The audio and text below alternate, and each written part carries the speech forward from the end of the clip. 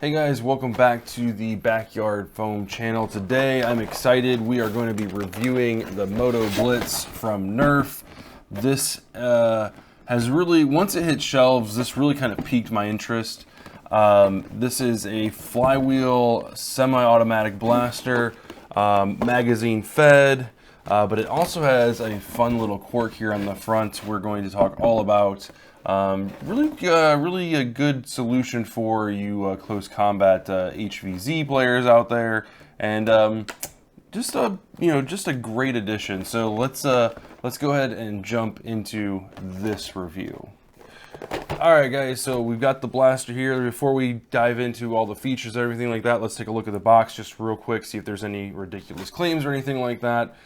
So first off, we've got the blaster out front and center, so you can see exactly what you're getting.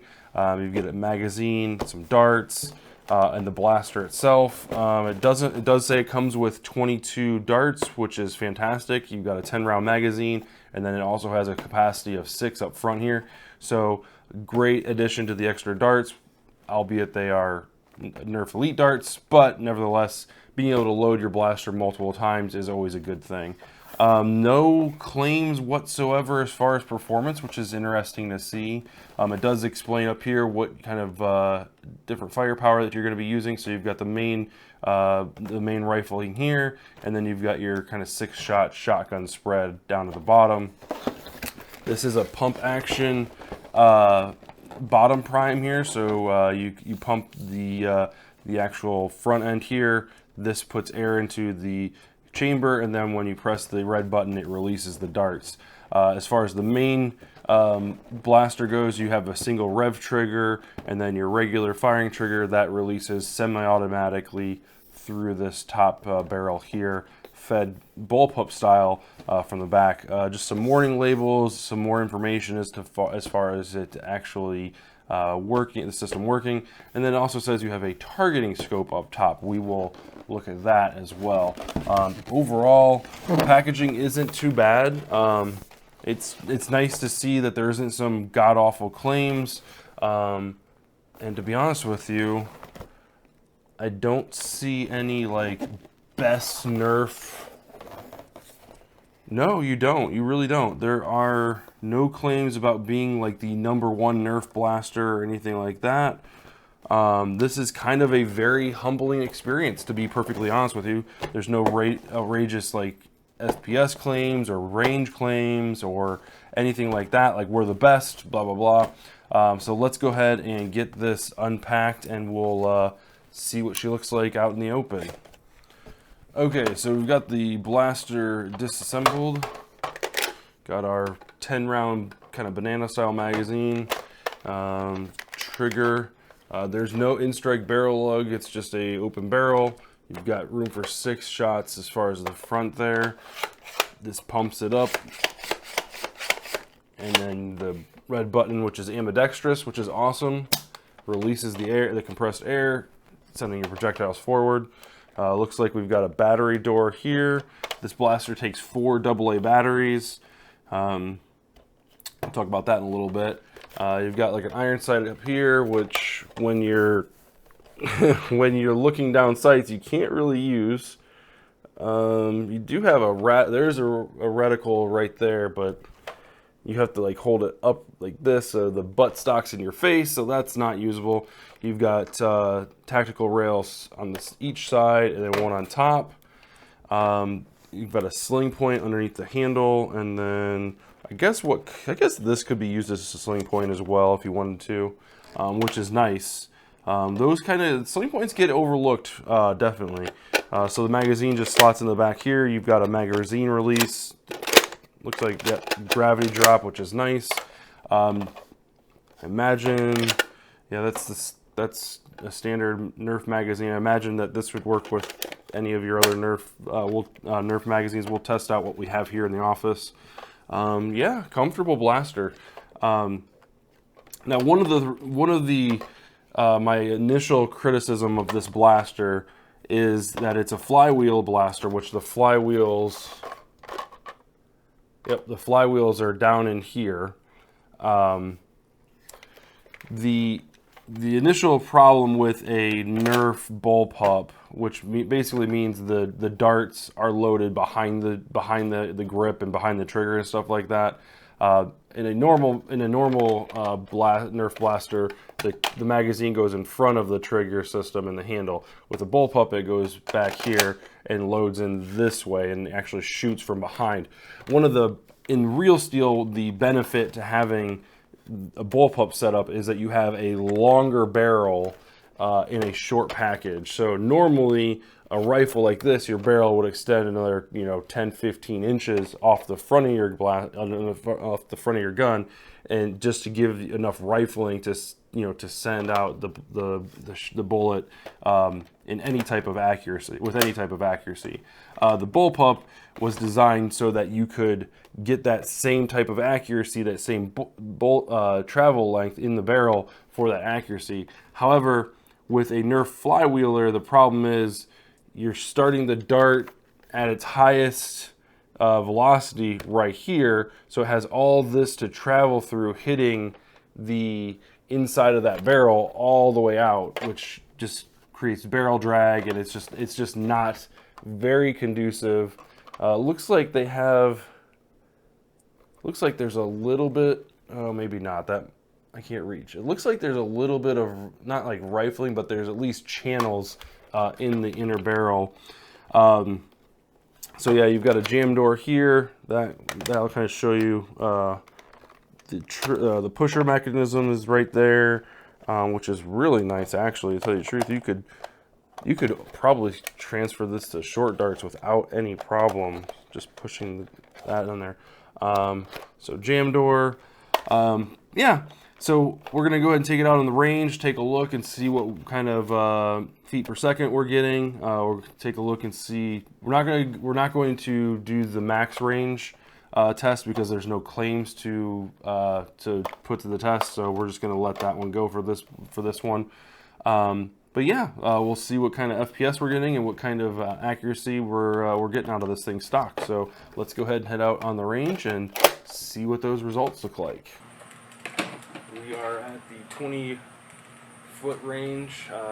30 feet was just a little too far for the blaster to actually connect with the 2-foot target, so we're going to scooch it on up.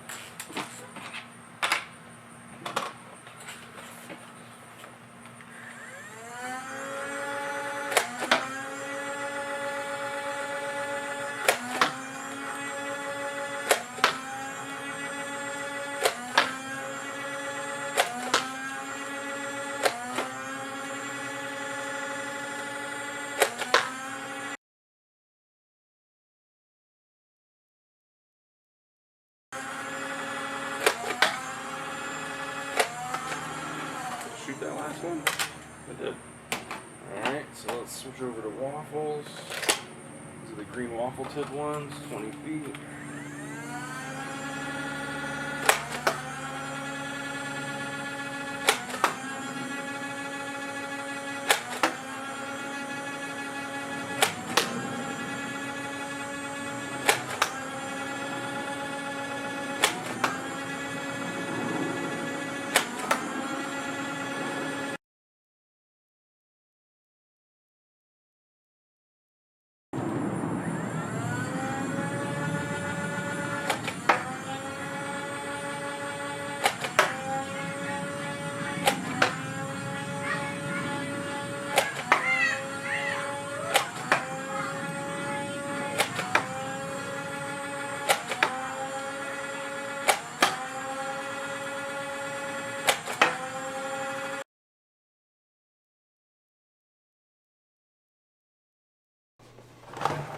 Alright guys, so we are back from the range, and let me tell you, this blaster is so much fun to use.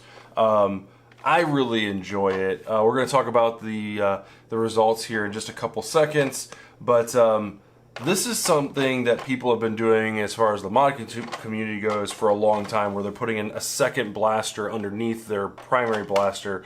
that serves an additional purpose, whether that's to shoot demolisher rockets or to shoot the regular rockets or mega or whatever, some additional ammo, or a shotgun style like this one. So this isn't anything new, so to speak, but it's definitely new for Nerf and Hasbro to put together for us.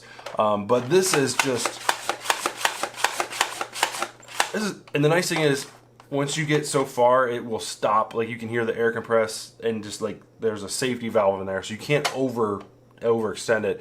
But I get between 8 and 10 pumps, and that's enough to just kind of send them flying. That's so much fun. Oh, you can add 6 shots total, or you could do from between 1 and 6. You get the same results in my testing, which is awesome. So you're not, you're not limited. If you put 6 in there, you're gonna get the same performance as if you put 1 in there. So you're still getting that same benefit no matter what. The scope is garbage, 100% garbage. Yeah, we'll get to my actual opinions. I know we kind of dived a little bit further in there. We'll get to my opinions in just a moment. Let's talk about our results. So as far as the feet per second, as far as our rate of fire, not rate of fire, feet per second, our Nerf Elite 2.0 darts, these are the new ones. These came in with a high of 75, a low of 57, and an average of 65 feet per second. So not too bad. It's still above that the high range of a Nerf Elite dart of 70 feet per second as far as their goal goes. But the average being at 65, that's it's a little bit lower than normal. And the little Valentine ammo that I strongly encourage people to purchase over top of the Elite ammo because of the price is 1/3 of the cost.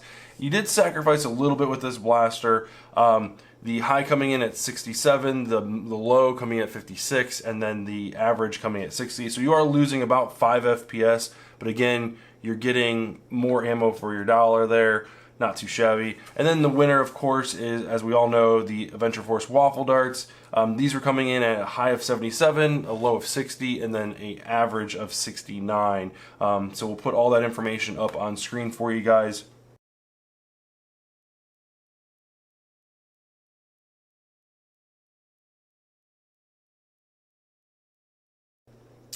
So let's talk about the range results, and this is where we have to make sure we divorce ourselves of the previous review and the higher performance, and remember that this is a Nerf Blaster from Hasbro, unmodified, and in the Elite 2.0 standard, we have to make sure that we kind of curb our expectations and understand what they're going for.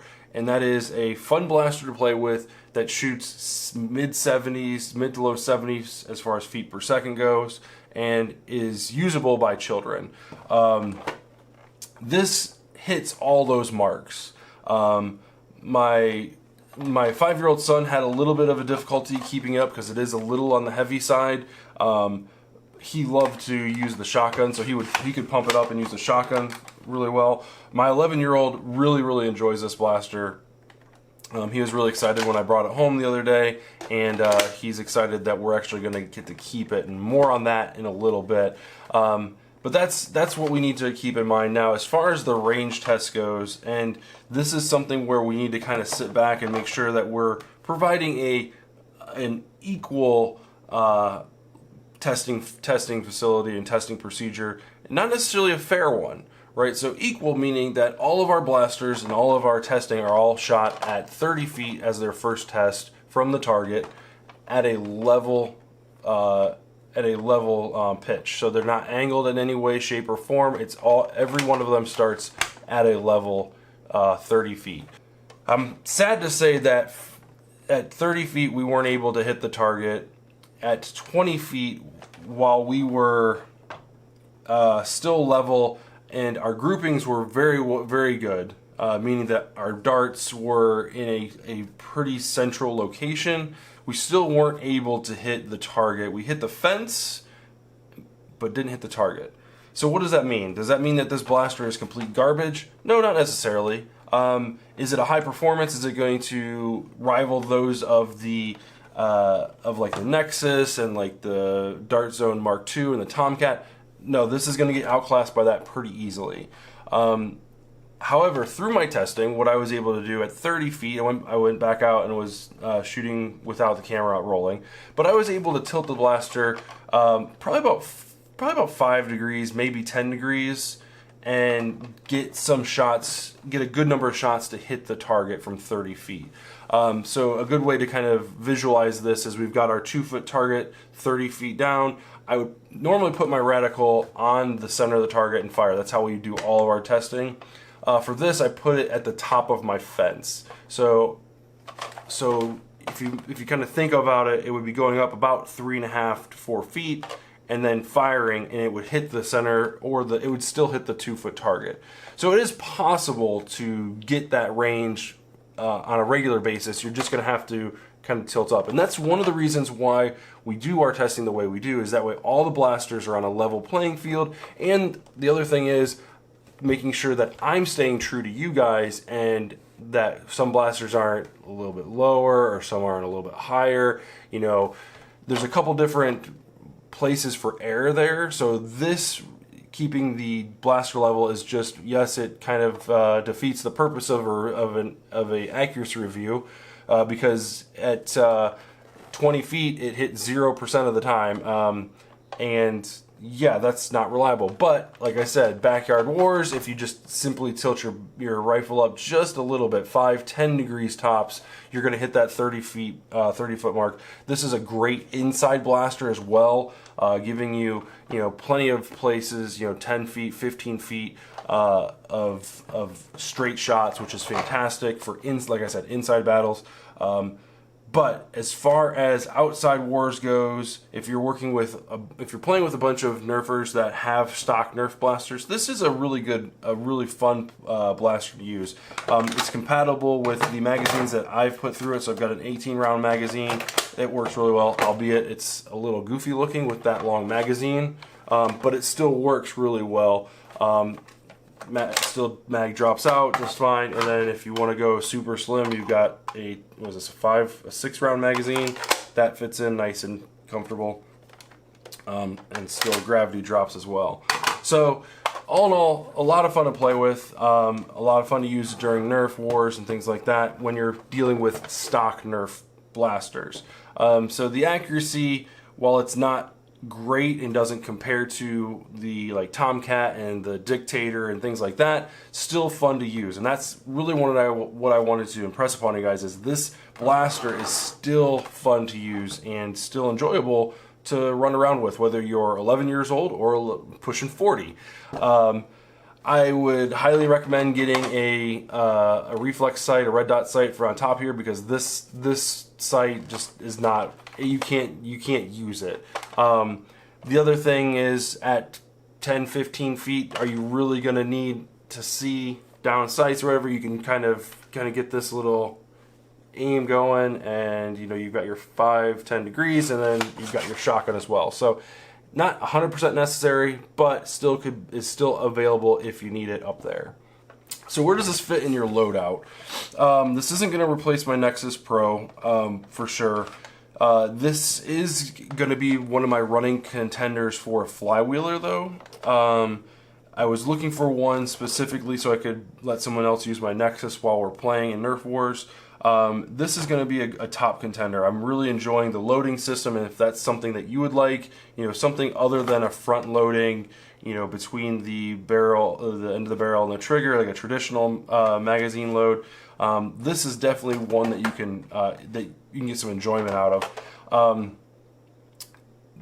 It's definitely a primary class blaster, but the best part about it is it's got a second weapon, a second blaster already attached. So now if you're carrying a sidearm and this, you almost essentially have 3 different options. You've got your kind of mid-range bullpup, you've got your close range up on here, and then you've got your sidearm as your, oh crap, I'm out of ammo, or I need to reload, and here comes somebody, So it definitely gives you a little bit more options of onboard opportunities to handle different threats and things like that. So definitely a lot of fun to play with. So yeah, this is definitely a primary class blaster. That's where it's going to fit with me. The upgrades that we're looking at doing. So I went ahead and purchased the Out of Darts upgrade kit for this blaster. So it's going to have new cage, new flywheels. It's going to be upgraded from 4 AA batteries, and that's where I think this thing really struggles, is it doesn't even have the same power that a Strife has behind it. And that's kind of worrisome for stock Nerfers. If this had 6 AA batteries, we might have seen an average of over 70 feet per second from all of our darts. But at any rate, the upgrade is going to give us 2S LiPo connectivity, upgraded wire. They do have a short dart conversion that we could have done, but I decided to stay with the long darts. It looks like from some initial testing that Out of Darts did, is you're getting higher FPS with long darts, and I think that has something to do with the amount of time that your dart has in contact with the flywheels. So I'm thinking more surface area is pushing the dart harder, who knows. The downfall to that is there's more dart that has to get through this barrel, which means there's more opportunity for drag. But the good news is the short dart conversion is pretty straightforward. You basically have to attach a short dart pusher to the standard pusher here, and then the worker Talon mag adapter seats into here. You have to do a little bit of modification to the adapter, but that just seats in, and then you'll have your short darts feed in here. So that's probably like a $10 upgrade, so not too bad. But we decided to just strictly go with the long dart option first. We'll make a separate video comparing the stock version of this to the upgrade and see if it's worth the extra cash for you guys. But that was one of the things that I wanted to get out of this was, is this going to be my flywheel weapon of choice going forward? And in its stock configuration, no, not so much. I really enjoyed this portion of it, and I'm hoping that this kit that's on its way helps me enjoy the top portion of it, because essentially for the same money you could buy a Dart Zone Mark III, or you're well on your way to a Worker Phoenix 2.0 without any of the hassle. Obviously, this is a little bit more interesting in the fact that it's got a second blaster on the front of it. So it does provide that feature that the other two options don't. But we'll see how it goes. I like the form factor of this, and I really do enjoy using it. I just wish the performance was just a little bit better. So with that upgrade, we'll see if it gets there, and we'll just compare the two and find out if it was worth it. So thank you so much, guys, for watching the video. If you do enjoy our reviews, and I'm trying to get them shorter, I apologize that the first one was way too long. I'm hoping this one is significantly shorter. We'll see in the editing how that goes. But yeah, if you enjoy the videos, make sure you hit the like, subscribe button, all that good stuff. Make sure YouTube knows that we're out here and creating quality content for you guys to enjoy. As always, thank you so much for watching, and we'll see you guys in the next one.